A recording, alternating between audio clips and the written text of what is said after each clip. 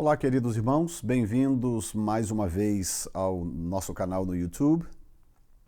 E eu quero, neste vídeo, tratar com vocês de um assunto que eu considero extremamente importante. É um update profético, na verdade, que eu quero dar para vocês, no que diz respeito a Apocalipse capítulo 6. Eu quero ler com você o texto e aí imediatamente mostrar para vocês algo de, no mínimo, extremamente curioso que nós encontramos aqui, tá bom? Então vamos a Apocalipse capítulo 6, a partir do versículo 1, e eu vou jogar na tela para você poder acompanhar juntamente comigo o texto, ok? Capítulo 6, versículo 1 do Apocalipse, diz assim: Vi quando o Cordeiro abriu um dos 7 selos e ouvi um dos 4 seres viventes dizendo, como se fosse voz de trovão, vem. Vi então, e eis um cavalo branco e o seu cavaleiro com um arco, e foi-lhe dada uma coroa, e ele saiu vencendo e para vencer. Quando abri o segundo selo, ouvi o segundo ser vivente dizendo, vem, e saiu outro cavalo, vermelho. E ao seu cavaleiro foi-lhe dada tirar a paz da terra para que os homens se matassem, uns aos outros. Também lhe foi dada uma grande espada. Verso 5, quando abri o terceiro selo, ouvi o terceiro ser vivente dizendo, vem. Então vi e eis um cavalo preto, e o seu cavaleiro com uma balança na mão. E ouvi uma como que voz no meio dos 4 seres viventes, dizendo, uma medida de trigo por 1 denário, 3 medidas de cevada por 1 denário, e não danifiques o azeite e o vinho. Quando o Cordeiro abriu o 4º selo, ouvi a voz do 4º ser vivente dizendo, vem. E olhei, e eis um cavalo amarelo,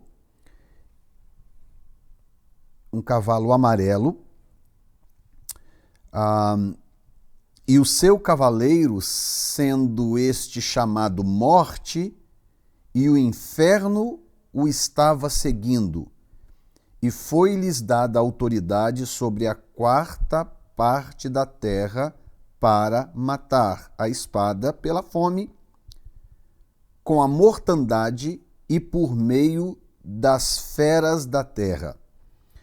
Então, eu quero repetir o versículo 8, porque há algo muito interessante aqui que vai fazer sentido para você logo em seguida.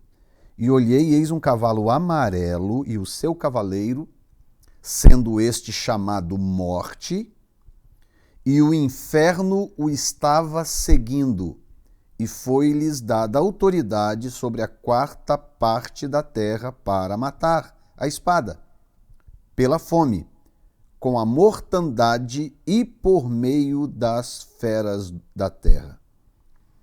Muito bem. Eu quero, nesse update profético de hoje, eu quero apresentar para você uma abordagem desses 4 cavalos do Apocalipse, cavaleiros e cavalos do Apocalipse, talvez por um ângulo que talvez você não tenha ouvido ainda. Mas eu quero te pedir paciência e quero pedir que você pense comigo, raciocine comigo e considere algumas evidências que eu vou apresentar para você. Bom, aqueles que acompanham o meu canal já sabem que a nossa linha de interpretação das profecias tem apontado consideravelmente para aquilo que o Islã representa hoje mundialmente. O islamismo já é, ao que se acredita, a maior religião do mundo, até mesmo por uma questão até de unidade. Eles estão divididos em xiitas e sunitas, mas essa divisão, inclusive, ela é muito sui generis, porque quando eles se sentem ameaçados por alguma razão, e quando o assunto diz respeito ao objetivo maior que eles têm, que é a conquista do mundo, eles sabem muito bem se unir e se defenderem, né, entre eles. E já o cristianismo não, o cristianismo é dividido, nós sabemos disso. Quando o cristianismo é apresentado como a maior religião do mundo, aí se inclui absolutamente todos aqueles que de alguma forma professam cristãos, né? Mas com o islamismo é diferente. O islamismo é uma religião que na sua grande maioria é de praticantes e aqueles que não são radicais, que não foram radicalizados, no mínimo, eles são apaixonados pela sua religião e eles vivem uma vida o mais pia possível e, portanto, é uma religião, tornou-se uma religião muito influente, se não a mais influente hoje do planeta Terra. Então, a nossa linha de raciocínio tem chamado isso desde 2007, quando Deus me despertou pela primeira vez a observar o Islã, prestar atenção no Islã. Logo depois eu comecei a fazer o meu doutorado em filosofia da religião pela Tabernacle Bible College e dentro do meu curso de doutorado eu tinha que defender uma tese que nós defendemos, que hoje já é um livro chamado Autoridade Espiritual Plena. Esse livro está inclusive à disposição no Brasil para quem quiser comprar. Você pode procurar no Google Autoridade Espiritual Plena. Se você colocar o meu nome lá, Jefferson Neto, vai aparecer aí quais são as livrarias que tem esse livro disponível. Bom, a tese nós escrevemos que hoje é esse livro e nós tínhamos que também defender um postulado, melhor dizendo, a respeito de uma religião expressiva. Foi quando então eu comecei a estudar com profundidade o islamismo. Até então eu conhecia o islamismo como todo mundo conhece o islamismo, daquilo que a televisão diz, aquilo que se comenta, que ouve aqui, que ouve ali. E nesta época a coisa não era tão expressiva desse jeito, apesar de que em 2001 o Islã apareceu para o mundo de uma forma bem mais contundente quando houve aquele ataque terrorista às Torres Gêmeas em Nova York. Eu já morava aqui, eu estava aqui recentemente e quando aconteceu, e foi realmente algo muito chocante para a nação. Mas daí para frente eu comecei a estudar o Islã com um pouco mais de seriedade, com mais afinco. O Islã passou a ser para mim, a partir do meu curso, passou a ser para mim uma religião de pesquisa, para se pesquisar. E eu então comecei a entrar com uma certa profundidade dentro do que o Islã é, o que o Islã representa e o que o Islã prega e, logicamente, aquilo que o Islã acredita, o que os seus adeptos acreditam. E daí para frente, Deus começou a me despertar, à medida que eu fui conhecendo o islamismo um pouco mais profundamente, Deus começou a me despertar para profecias bíblicas que se encaixavam perfeitamente no perfil daquela religião. Eu comecei então a rever profecias, comecei a reestudar profecias a partir dessa nova perspectiva ou dessa nova visão que eu havia adquirido a respeito do Islã, daquilo que o Islã realmente era, que não era nada daquilo que eu sabia superficialmente. Que, como eu já disse, eu conhecia o Islã superficialmente, como talvez muitos de vocês que estão agora assistindo esse vídeo. Hoje não, hoje eu conheço o islamismo bem profundamente, conheço o Alcorão, eu tenho o Alcorão em casa, comprei o Alcorão para poder ler e conhecer melhor. Portanto, hoje eu conheço, quando eu falo a respeito do Islã, quando eu opino a respeito do Islã, eu estou falando de conhecimento de causa, resultado já de alguns anos debruçado sobre essa religião em forma de pesquisa. Muito bem, uma vez dito isto, esse reestudo profético que eu tenho feito ao longo da minha carreira, eu estudo profecias há mais de 30 anos, para ser bem honesto com vocês. Eu comecei o ministério bem cedo, hoje eu tenho vou fazer 52 anos de idade, e comecei o meu ministério muito cedo. Com 16 anos de idade eu fui consagrado evangelista na cidade de Vila Velha, no estado do Espírito Santo, e com 20 anos de idade eu fui consagrado ao ministério pastoral. E logo no início, bem no começo, eu comecei a me interessar por profecias por causa do livro do Apocalipse. Eu achava muito curioso o livro do Apocalipse e aquilo começou a me despertar. Ao invés de eu fugir do livro, como muitos fazem, o que eu fiz? Eu comecei a estudar profecias. Lógico que no começo o estudo era muito limitado e eu também não sabia muito bem como fazer as devidas pesquisas. Foi quando eu comecei o meu curso de bacharel em teologia na época. E com isso eu já estou há mais de 30 anos estudando profecias e me interessando por esse desenvolvimento profético que a Bíblia apresenta de uma forma realmente extraordinária. Bom, dito isto, o que eu quero mostrar para você neste vídeo, neste update profético, especificamente sobre o capítulo 6 do livro do Apocalipse, sobre esses cavalos e seus cavaleiros. É que Deus me despertou para algo interessante. Eu estava ouvindo um pastor pregar, um pastor da Austrália. Eu estava ouvindo esse pastor pregar e, num determinado momento do seu estudo, ele fez uma citação à bandeira da Líbia. E quando ele fez aquela citação, dentro do assunto que ele estava abordando, aquilo me chamou a atenção. Porque de repente eu acordei para o fato de que a maioria das bandeiras de países islâmicos é igual. A grande maioria é bem parecida. E foi quando eu me dei conta, aquilo me atingiu e então, logicamente, fui fazer a pesquisa que eu quero apresentar para vocês agora. Bom, antes de eu entrar nessa pesquisa que eu fiz, eu preciso esclarecer com você algo que está no texto bíblico em português. Então eu vou botar o texto de novo na tela para você e vou abrir aqui os recursos que eu tenho, do dicionário de grego e outros recursos na tela para você acompanhar, porque eu quero mostrar para você algo a respeito do cavalo amarelo, ok? O cavalo branco, o cavalo vermelho e o cavalo preto, em termos de cores, estou me referindo às cores, está tranquilo. Ou estão tranquilos em relação a essas cores. Agora, o cavalo amarelo, por causa de um pequeno problema de tradução, de certa forma, nos impediu de acordar antes em relação ao que eu quero te mostrar. Então, vamos ao texto primeiro, eu vou mostrar para você onde é que está essa questão da tradução do cavalo amarelo, e aí, a partir do momento que nós entendermos essa questão da tradução, eu quero mostrar algo para vocês muito interessante, tá bom? Então vamos de novo na tela ali e eu quero ver com vocês. Bom, no versículo 8, eu vou jogar ele um pouco para cima para ficar mais fácil a análise, porque eu vou abrir com você o dicionário de grego, bem do lado aqui, ok?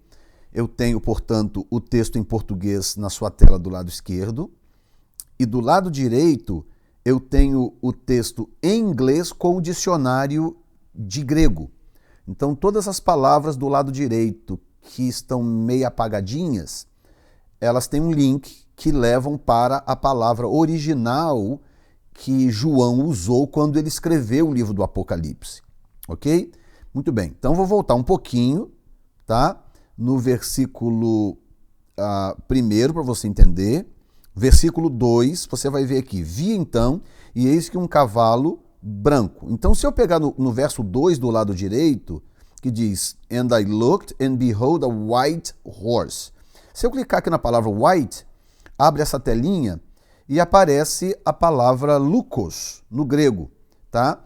Que é branco. Então, não tem o que discutir aqui. Inclusive, é uma palavra usada, você pode ver aí entre aspas, para light, para luz, né?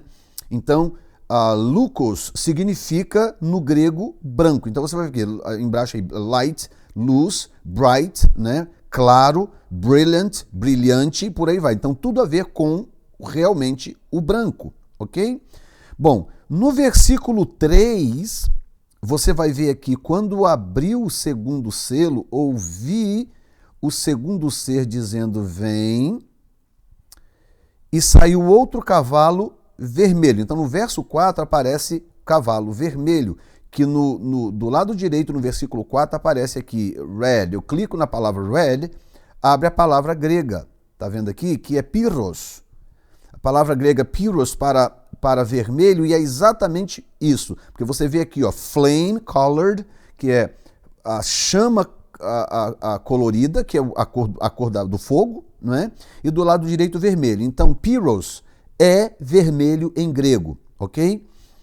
Bom, seguindo um pouco mais avante, nós temos o versículo 5. Quando abriu o terceiro selo, ouvi o terceiro ser vivente dizendo, vem, então vi, e eis um cavalo preto. Então, no verso 5 tem a palavra preto, e logicamente que é a palavra black, tá aí black horse. Eu clico na palavra preto, aparece a palavra grega melas, que é exatamente preto. Bom, não sei se você está vendo aqui, um pouco embaixo aqui no rodapé, onde tem AV, um 3 entre parênteses. Do lado direito tem black e um número 3. Bom, essa nota que está aqui significa que esta palavra foi traduzida, ela aparece 3 vezes no Novo Testamento. É isto que significa. Ela aparece 3 vezes no Novo Testamento, e as 3 vezes que ela aparece no Novo Testamento, ela é traduzida como preto. Portanto, não tem outra palavra para melas senão preto. Muito bem. Agora, olha que curioso o que é que acontece com a palavra traduzida no português como amarelo. Ok? Bom, no verso 8 diz, e olhei, e eis um cavalo amarelo. Então, do lado direito tem, and I looked, and behold, a pale horse. Bom, aqui começa a questão que eu quero te explicar. Você não precisa falar inglês fluentemente para saber que amarelo em inglês é yellow. Você pode pegar um dicionário aí qualquer e checar a palavra amarelo em português significa yellow em inglês. Então, não é estranho que o texto em português diga cavalo amarelo e o texto em inglês diga pale horse. Pale, pode pegar qualquer dicionário que você tiver na sua casa, pode ir para o Google pesquisar, você vai ver que pale em inglês nunca foi e nunca será amarelo. Amarelo é yellow e ponto final. Ok, então, por que essa tamanha diferença de tradução em relação ao português e em relação ao inglês? Bom, já que a Bíblia não foi escrita nem em português e nem em inglês, a Bíblia foi escrita em grego, então nós vamos olhar no grego, afinal de contas, que palavra está lá no grego, que o português traduziu como amarelo e que o inglês traduziu como pale, ok? Então vamos lá? Jogando na tela de novo para você. And I looked, do lado direito, número 8. And behold, a pale horse. Eu vou clicar na palavra pale e vai abrir essa janelinha de novo. Muito bem. A palavra que aparece aqui é kloros. Tá vendo aí, bem pertinho do rodapé? Tem ela escrita com as letras gregas e bem do lado, transliterado para o português. Kloros. Ok. Em cima, tem em vermelho, tem Strong's Number G5515. Esse é o número que esta palavra tem no dicionário de grego Strong. Como eu já expliquei em outros vídeos, o dicionário Strong de grego, hebraico e aramaico é, sem sombra de dúvida, um dos mais respeitados no mundo. Qualquer bom pesquisador, qualquer grande pesquisador, qualquer seminário que se preze, usa o dicionário Strong para pesquisa e etc., porque é realmente um dicionário respeitado. Então, aquilo que você encontra no Strong, em relação ao grego, ao hebraico e ao aramaico, é confiável, ok? Então, G5515 é o número da palavra kloros no dicionário Strong. Então, agora vamos olhar aqui. Muito bem. Aí tem aqui, deixa eu abrir para jogar de novo lá, nós temos aqui a Dictionary Definition, quer dizer, a definição do dicionário, aí nós temos aqui kloros, tá vendo? Que vem da mesma raiz de 5514, logo na frente. Quando eu subo mais um pouco, veja bem o que acontece. Do lado direito tem a palavra greenish. Greenish é um oriundo de green. De novo, você não precisa falar inglês fluentemente para saber que green, G-R-E-E-N, em inglês é verde, certo? Greenish é uma expressão para esverdeado, seria em português esverdeado. Então tem verde e esverdeado. Em inglês tem green e greenish, tá? É uma coisa equivalente à outra. Agora vamos seguir olhando no dicionário. Então nós temos aqui greenish, vírgula, tem aí ie.verdant, que é outra expressão para verde ou para esverdeado, ok?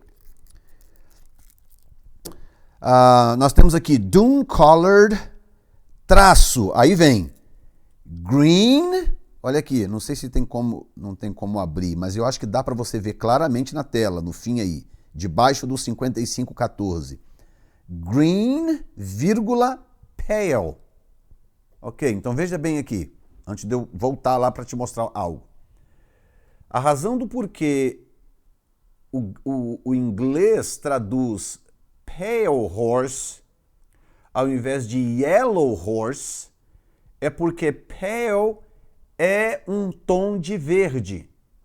No inglês, pale é um tom de verde. É uma palavra usada também para pastel, tons pastéis, por exemplo. Se você quiser dizer, por exemplo, essa cor é um tom pastel, você pode dizer que essa cor é uma pale color. Entendeu? Então, mas é um tom usado para expressar um tom de verde. Então, o resumo da ópera. Chloros no grego não é amarelo. Chloros no grego é verde. O dicionário mostra, e agora nós vamos ver aqui a prova cabal de que chloros é verde. Veja bem, quando eu subo a telinha, aparece aqui do lado, como eu te mostrei, o número, perdão, ok, agora está, aparece aqui do lado o A e o V entre parênteses 4. Muito bem, esse número 4 entre parênteses significa que esta palavra aparece 4 vezes no Novo Testamento, a palavra chloros, tá? Ela aparece 4 vezes no Novo Testamento. Agora, olha bem do lado dela o que diz o texto. 3 vezes ela é traduzida como verde e uma vez ela é traduzida como pale, que é um tom de verde. Então, chloros aparece no Novo Testamento 4 vezes. E em nenhuma das 4 vezes a palavra é traduzida por amarelo no inglês. Ok? No português aparece a tradução amarelo nesse texto que nós acabamos de ler, versículo 8 do capítulo 6. Mas agora olha só que coisa interessante. Muito bem. Logo abaixo aí do green e do número 3, tem a expressão search for G5515. Tá vendo aí em azul e branco?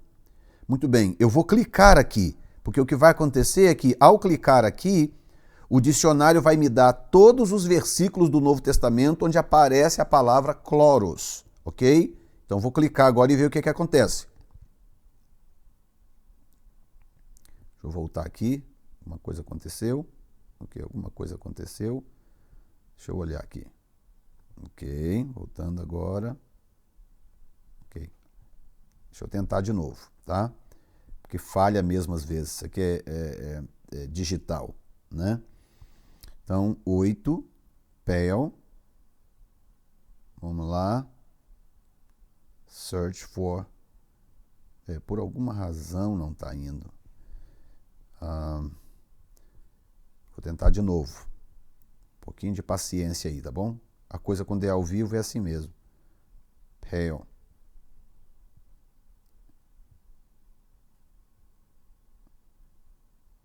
Ok.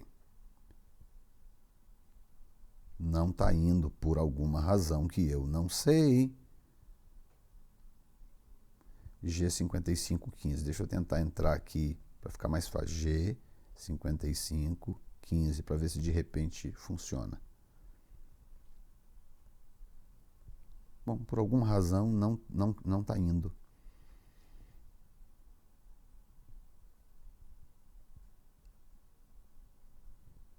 Tinha funcionado antes de eu começar a gravar o vídeo. Bom, mas basicamente não precisamos deixar de prosseguir por causa disso, lógico. Seria muito bom eu poder abrir e mostrar para vocês, mas se não der, ok, prophets. Ok, agora eu entendi. Então, peraí.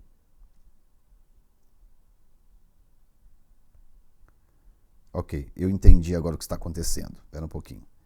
Eu tenho só que mudar aqui. Ok.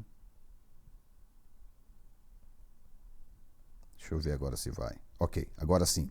Agora eu entendi. É porque o dicionário estava programado para pesquisar no Velho Testamento. Assim realmente não iria. Muito bem. Então o que acontece?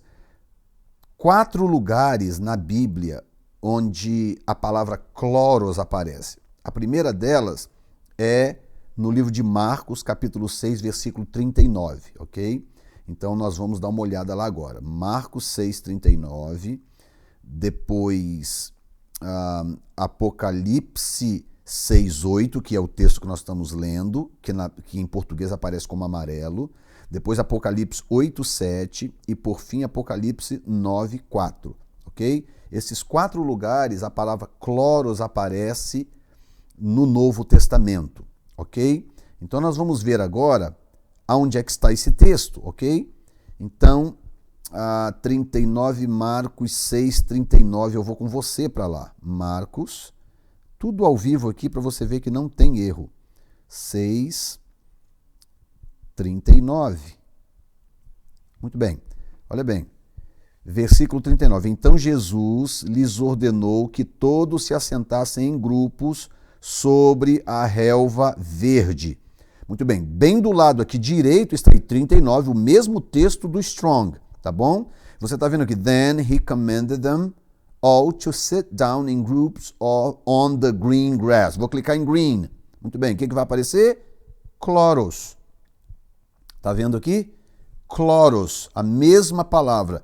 4 vezes, 3 green, 1 pale. Cloros, não tem errada, ok? Eu clico de novo aqui para pegar a segunda palavra, que é Apocalipse capítulo 8, versículo 7. Apocalipse 8, 7, eu vou com você lá. Apocalipse capítulo 8, versículo 7. Está aí, o primeiro anjo tocou a trombeta e houve saraiva e fogo de mistura com sangue, foram atirados à terra.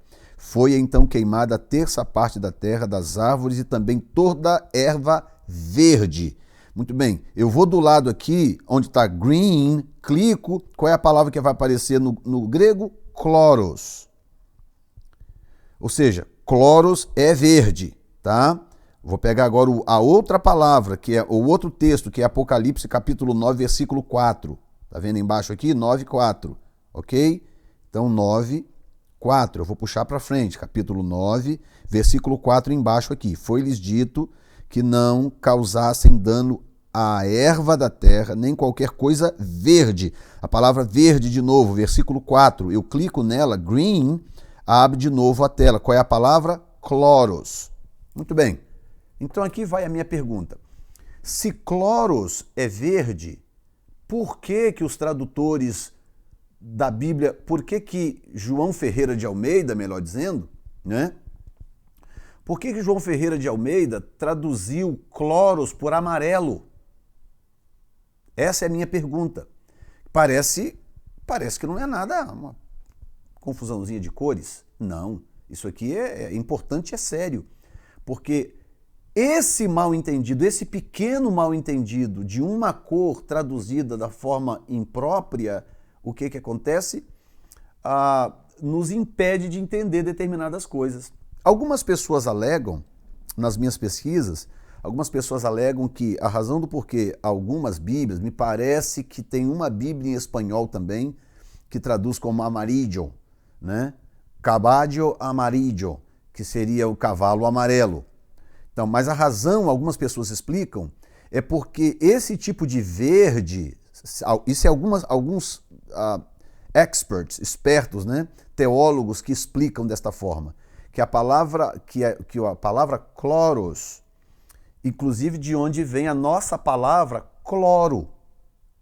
Entendeu? Conectou agora? O que é cloro? Cloro é algo que desbota as coisas. Não é verdade? Então, algumas pessoas dizem que a razão do porquê alguns traduziram por amarelo é porque o cloro é um tipo de cor meio desbotado, um tipo de cor que não se define muito bem. Então, algumas pessoas traduziram por amarelo. Já outros especialistas, linguistas, especialistas em grego, por exemplo, já dizem diferente. Não, cloros tem que ser traduzido como verde, como nós estamos vendo aqui na própria Bíblia. Todos esses textos que eu te dei, onde a palavra verde aparece, ela foi tirada da palavra cloros, do grego. Tá? Provando, portanto, que cloros é verde. Ponto final. Então, quando você estiver lendo o livro do Apocalipse, capítulo 6, cavalo branco, cavalo vermelho, cavalo preto, e chegar no cavalo amarelo, você já sabe que no grego a palavra original que está ali é verde e não amarelo. Ok? Muito bem. Sendo assim, o que eu quero te mostrar? Eu quero te mostrar algo que para mim é chocante, tá? Para mim é chocante. Não sei se vai causar em você o mesmo impacto que causou em mim, mas para mim é chocante. O que acontece? Quando a Bíblia fala numa terceira guerra mundial, se você ler, por exemplo, Ezequiel capítulo 38 e 39, que fala sobre o Gog e Magog, e que muitos teólogos acreditam que o Gog e Magog é a abertura da grande tribulação. Então, alguns acreditam mais ou menos dessa forma. Eu vou gravar um vídeo depois sobre o Gog e Magog, tá? Só para aqueles que já me pediram saberem que eu recebi o pedido e nós vamos gravar um vídeo sobre o Gog e Magog. Mas o que acontece é que o Gog e Magog, segundo algumas pessoas acreditam, é uma guerra que vai acontecer em algum momento aí à frente, que acredita-se até que não esteja muito longe.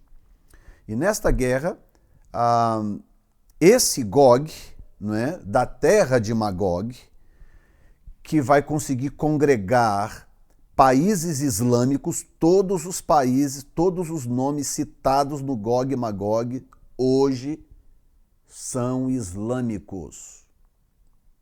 Ouviu o que eu disse? Eu vou repetir. Todas as nações citadas em Ezequiel capítulo 38 e 39 que participarão no Gog e Magog são muçulmanas. Mas eu sei o que está passando pela sua cabeça. Espera um pouquinho, doutor Jefferson. A Rússia não é muçulmana. Claro, a Rússia nunca foi citada no Gog e Magog. Não há um só lugar onde haja alguma citação que, de alguma forma, envolva a Rússia. Mas isso é uma outra história que eu vou explicar no vídeo do Gog e Magog. Ok? Todas as nações citadas por nome no texto do Gog e Magog de Ezequiel, capítulo 38 e 39, são islâmicas. Sendo assim, o que acontece? Olha esse texto, esse quadro. Ele está em inglês, como eu já falei, minhas pesquisas são todas em inglês, mas isso não vai ser obstáculo. Os 4 cavalos do Apocalipse, the 4 horses of Revelation. Os 4 cavalos do Apocalipse, cavalo branco, vermelho, preto e verde. Por isso que eu fiz com você toda essa exegese do texto segundo o original grego, para você entender que o cavalo não é amarelo, ele é verde, ok? Branco, vermelho, preto e verde. Então, todos os países envolvidos na Terceira Guerra Mundial, de acordo tanto com o Apocalipse quanto com Daniel e Ezequiel, são muçulmanos. E agora aqui vem a questão. Esses países têm suas bandeiras, cada um tem uma bandeira. E o chocante agora, que eu quero que você perceba, por exemplo, se eu pegar países comuns como Estados Unidos, quais são as cores dos Estados Unidos? Vermelho, branco e azul. Aí do lado aí você tem outra bandeira, se não me engano, acho que é a Irlanda, se não me falha a memória. Nós temos aí vermelho, branco e azul. né? Bem do lado aí nós temos acho que Rússia, não é isso? Branco, azul e vermelho. E por aí vai. Qualquer Austrália, Inglaterra, olha aqui, do lado Inglaterra, branco, azul e vermelho. Austrália no meio, branco, azul e vermelho. Nova Zelândia, branco, azul e vermelho. E por aí vai. Ok? Muito bem. Essas bandeiras, bandeira do nosso querido Brasil, verde, amarelo, azul e branco. Mas o que acontece se eu pegar as bandeiras dos países islâmicos e compará-las com as cores dos cavalos do Apocalipse? Quer ver o que acontece? Pois veja, aqui está. Primeiro nós temos a bandeira do Iraque. Quais são as cores da bandeira do Iraque?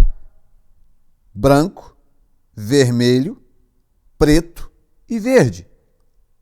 As mesmas cores dos cavalos do Apocalipse. Doutor Jefferson, deve ser coincidência. Ok, então vamos um pouco para frente. Bandeira da Síria. Branco, vermelho, preto e verde. As mesmas cores dos cavalos do Apocalipse, de acordo com o grego, tá?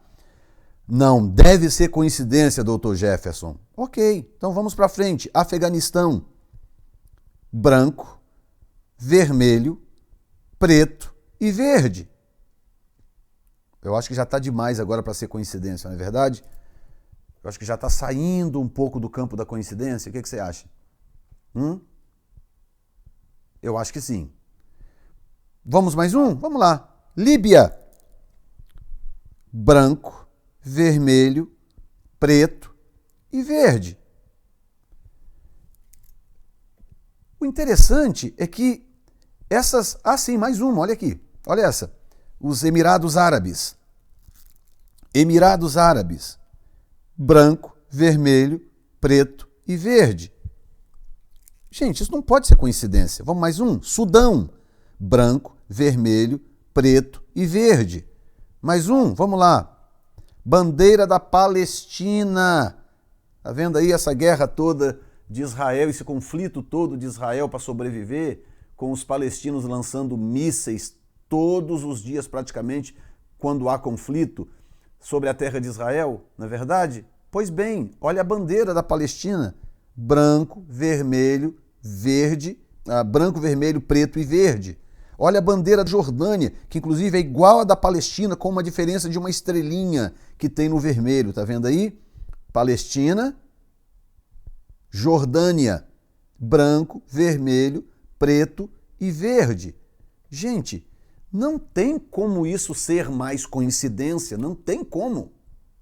Chega um ponto que o bom senso me diz que tem algo a mais acontecendo aqui. Aí eu coloquei aqui algumas bandeiras juntas dos países que estarão envolvidos nesta batalha do Gog e Magog, ou do que eu estou chamando de a Terceira Guerra Mundial, causada por países islâmicos, e na sua maioria, a bandeira tem as mesmas cores dos cavalos do Apocalipse. O caso do Irã, por exemplo, só falta o preto. Agora, é tão interessante a do Irã, essa eu quero mostrar para vocês, eu não tinha nem separado aqui, mas vale a pena mostrar. A bandeira do Irã não tem o preto, mas o que acontece? Quer ver?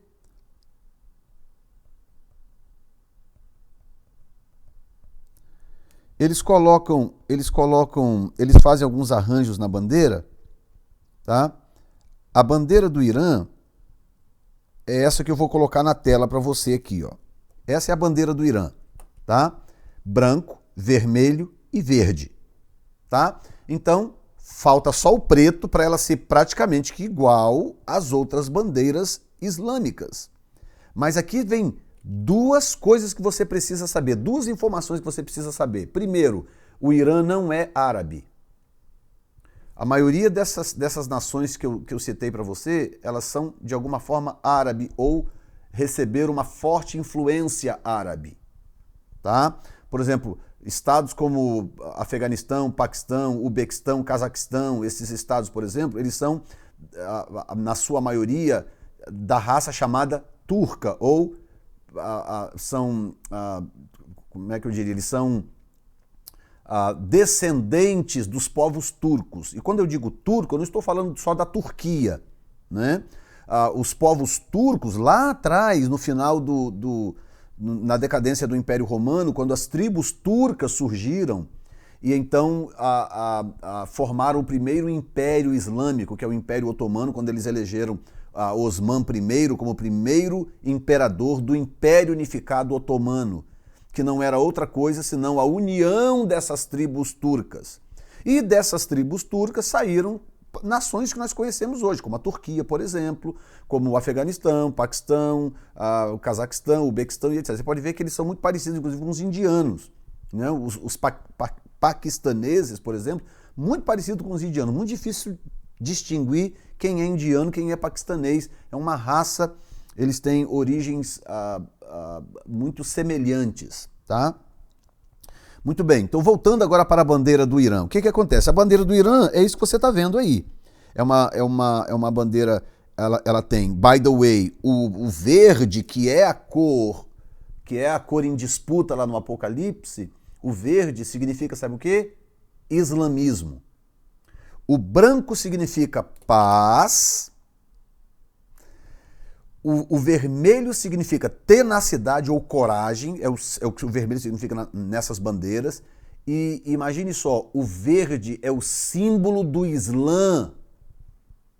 O verde é o símbolo do Islã. E é exatamente a cor que está em disputa. E quando você olha no Apocalipse lá, que cita o cavalo amarelo, que na verdade é verde, a Bíblia chama atenção para a espada, o tamanho da espada. E recebeu uma espada enorme para matarem uns aos outros. E é exatamente a cor da religião, a cor do islamismo. Muito bem, o que eu quero te mostrar? Eu quero te mostrar isso aqui, ó. Deixa eu ver se eu encontro aqui. Ok, um momento. Quer ver?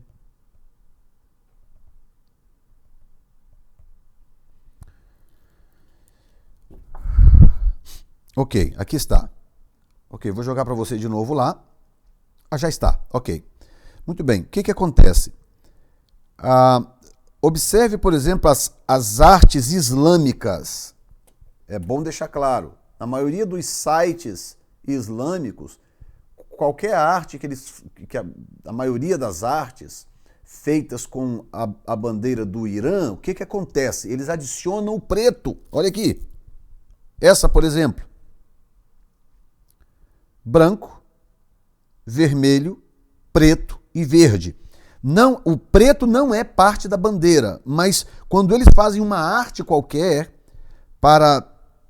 Olha isso, por exemplo, eles adicionam o preto, exatamente o que está faltando. Olha isso aqui.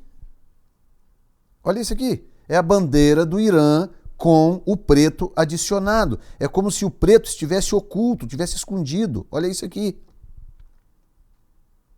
O preto adicionado, o símbolo persa. Esse símbolo do meio aí é o símbolo persa, ou da Pérsia. Olha isso aqui.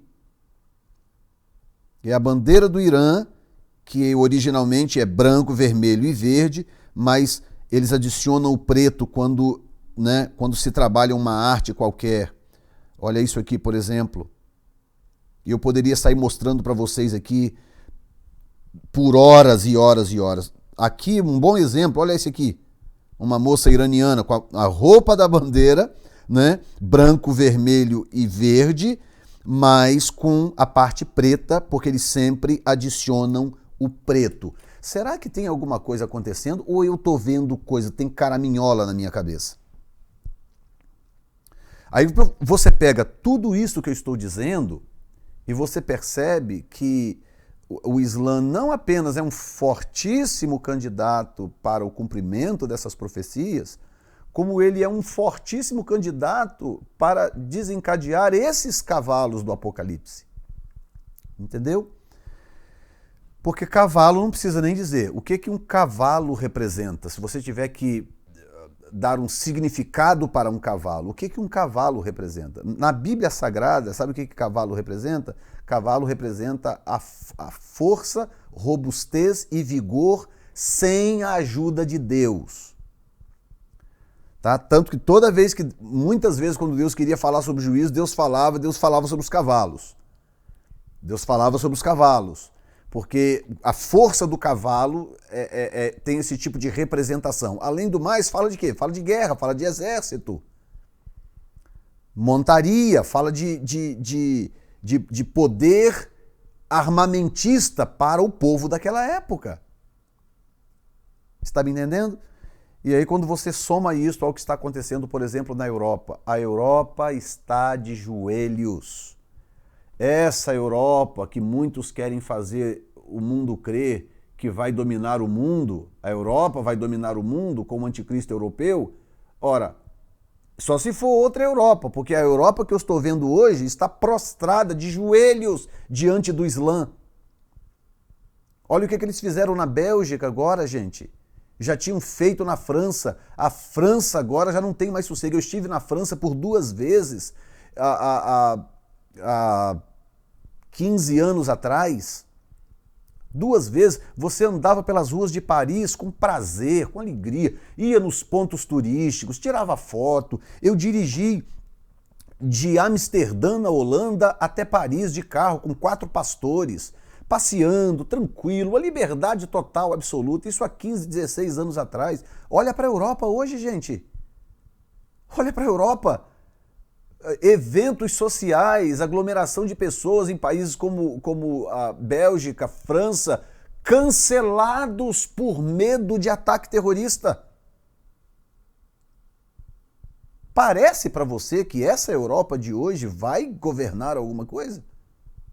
A Europa está prostrada, a Europa está sobre os seus joelhos, porque o Islã já subjugou a Europa. A Europa vive debaixo do medo. E não está longe de acontecer isso aqui nos Estados Unidos. É porque a tenacidade do americano é maior, mas não está muito longe de acontecer isso aqui nos Estados Unidos.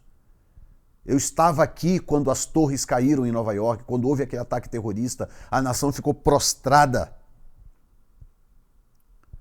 Portanto, nós estamos assistindo diante dos nossos olhos esta profecia do Apocalipse capítulo 6 ganhando forma diante de nós, para quem quiser ver. Tá bom?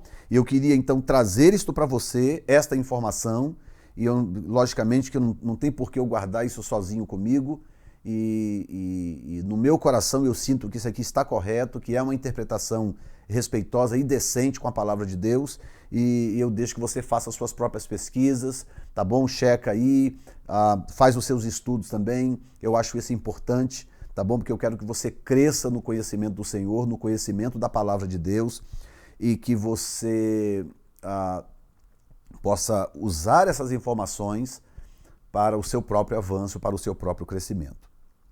Tá bom assim? Bom, eu acredito que eu não vou ler o restante do texto, porque o meu ponto aqui, a minha intenção aqui era exatamente poder trazer para você essa compreensão conectando isso ao Islã, ou aquilo que o Islã representa, digamos assim, não é verdade? E uma vez que você entendeu isto, para mim já está suficiente, e eu quero que você, portanto, passe isso para frente. Se você entender que isso faz sentido, passe isso para frente, porque inclusive no Brasil isso tem que começar a ser denunciado. Eu tenho procurado aqui nas redes alguém, um profeta, alguém no Brasil que comece a tocar essa trombeta, que comece a denunciar essas coisas, enquanto ainda está embrionário do Brasil. Porque se não fizer agora, vamos ter que fazer depois, quando já vai ser tarde demais. Entendeu?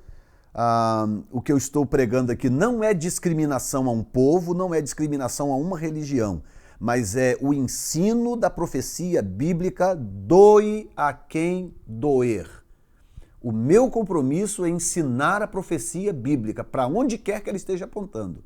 Doe a quem doer, tá bom? E eu espero ter ajudado aqui, portanto, um pouco. Que Deus te abençoe, no nome de Jesus Cristo. Amém.